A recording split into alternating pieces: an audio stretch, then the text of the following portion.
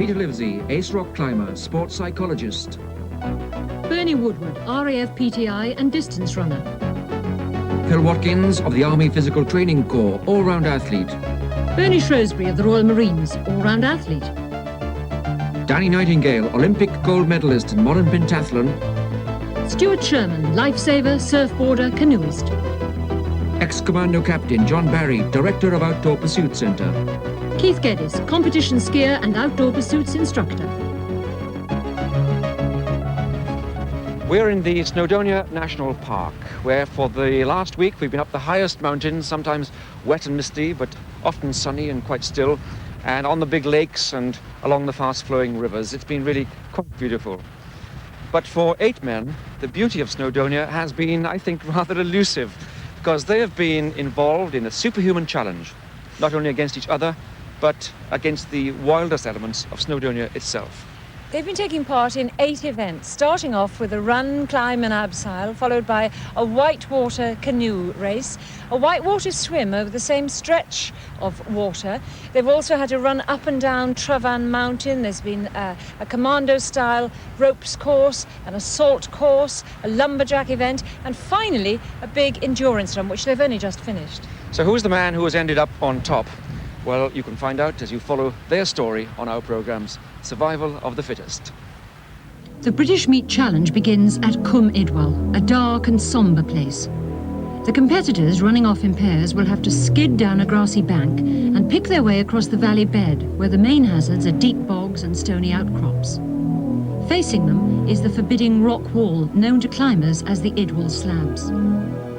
They climb 400 feet with the aid of rope lines, and then, during a 2-minute compulsory pause, they move across a ledge to be kitted out for the final act of this event, the 120-foot abseil. And down they'll go.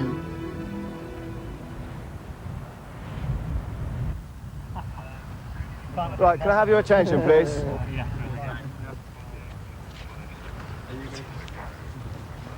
So the heats will be as follows. Heat 1 will be Livesey versus Woodward. These competitors are old rivals. Yorkshireman Peter Livesey, wearing number 1, is a specialist rock climber, one of the world's best. Wearing number 2 is Bernie Woodward of the RAF. He's a distance runner and should be first to make the rock face. There's one other addition which I didn't brief you on previously, and that's the only gate in the event, which is down in the valley there. You are all required to go through that gate before you get to the slabs.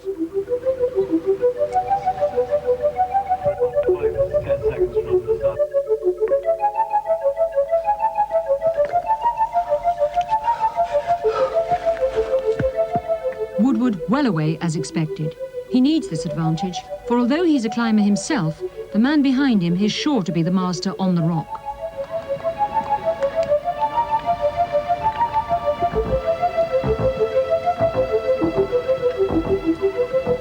The RAF PTI Bernie Woodward, still ahead of the lecturer in sports psychology, the wily Peter Livesey.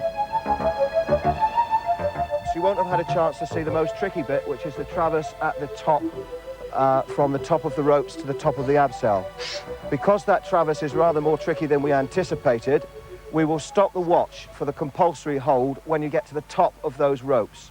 And we'll start the watch again when the man says go for the abseil. The reason for this is quite simply because we don't think it's fair that you should be asked to race across what is basically dangerous terrain. So, 40 yards behind on the run-in, Livesey has pulled up to within 5 seconds of Woodward. Phil Watkins, the Army PTI, wearing number 3 vest, is an experienced mountain man. Modern pentathlete Danny Nightingale is not. Bernie Woodward, first man on the abseil, knows that any hesitation now could allow his opponent Peter Livesey to overhaul him. He makes good time though, finishing in 5 minutes 55.8 seconds.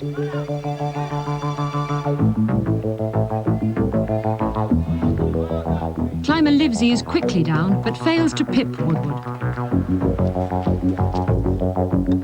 Phil Watkins obviously realises that the secret in this event is to make a good time on the approach. That was certainly how Woodward fought off Livesey's challenge. From the start, did you say, well, I'm a runner, I really have to make it over the 600-yard dash? Yeah, I had to, because I knew he'd be good on the wall. So I had to get me lead on the run.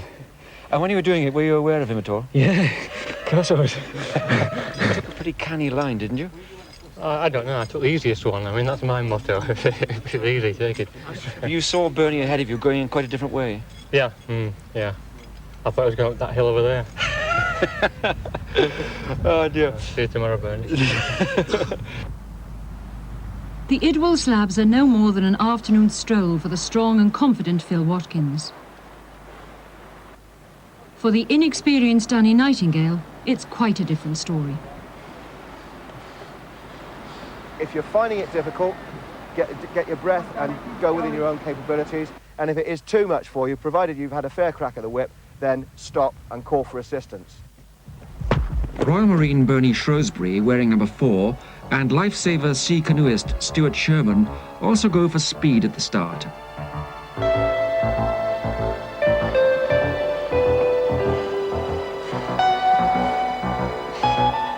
Both Shrewsbury and Sherman take tumbles on the valley bed, but recover quickly.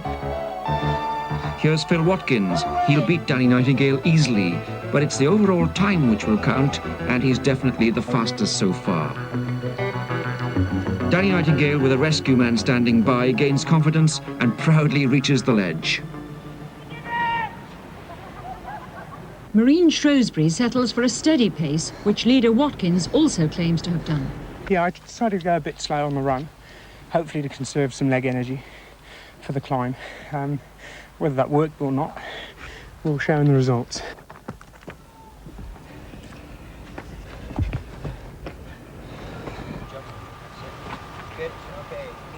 Come on, Danny.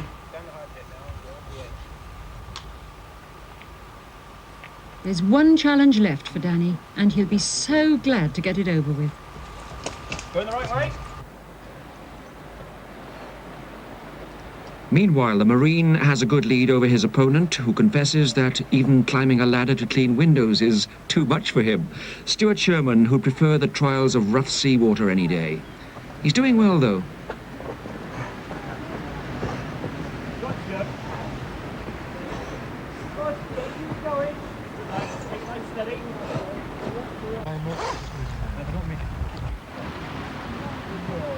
For Danny Nightingale, the ordeal is nearly over. Just a few more timorous steps. Barry and Geddes are both involved in outdoor pursuit centres. Barry from Wales, Geddes from Scotland.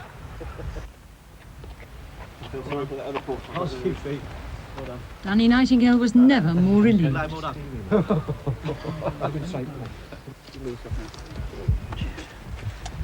Danny. Yep. Stay still, have a talk to us. Is that completely new territory for you? Yep. Well, I did it 4 times yesterday, down the side of a house. Well, about that height anyway. So I've never done anything like it before. And when are you going to do it again? Not next year, that's for sure. Bernie Shrewsbury, Royal Marine. He's second fastest behind Watkins. Scotsman Keith Geddes has a private battle on with his rival from Capel Cirrig, who is ahead of him at the moment by about 25 yards.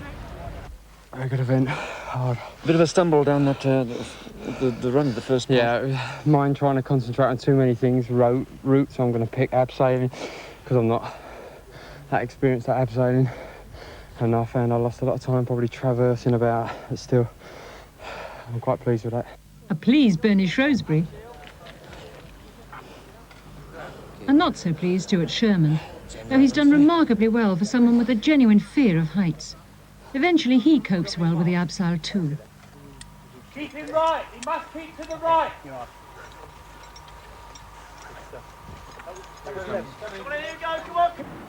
John Barry is director of the Plas-y-Brenin Outdoor Pursuit Centre at Capel Cirrig in North Wales, but gaining on him is his old foe from the Scottish Highlands.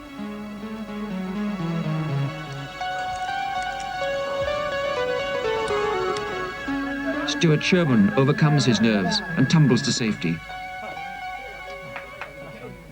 I've got a fairly big fear of heights, and I just watched about that sort of space of rock for the whole time. I didn't even think about it, just tried to switch off to somewhere else. Do you hear Danny shouting from yes, behind? I could, tremendous. I really did spur me on.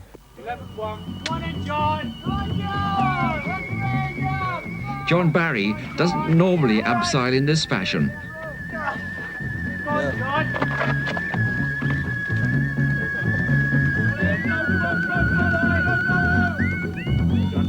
stylish performance from the last man, Keith Geddes, but he's only 6th fastest overall. Oh, well, those big fat thighs of yours wobbling. Only a little. What about the ropes? It's not as bad as I actually had thought. It was a fair pump, but if you use your feet a bit more, you could make it a bit less strenuous. So it's not just arms and shoulders? No, it's a very sort of all-round test of fitness and stamina. You raced off down that hill at the start of the run. Had this great Scottish gulpin chasing me. Have you ever been chased by a Scotsman? I was giving him words of encouragement. Like what? Well, a man of his age needs a lot of encouragement. You were exhausted at the top, weren't you? No, I'm a fit fiddle. And you came down here with a bit of a war whoop. Yeah, I was quite relieved to be on the rope. It's the only time you ever get really any help with gravity. Like a banshee. Scots were hey.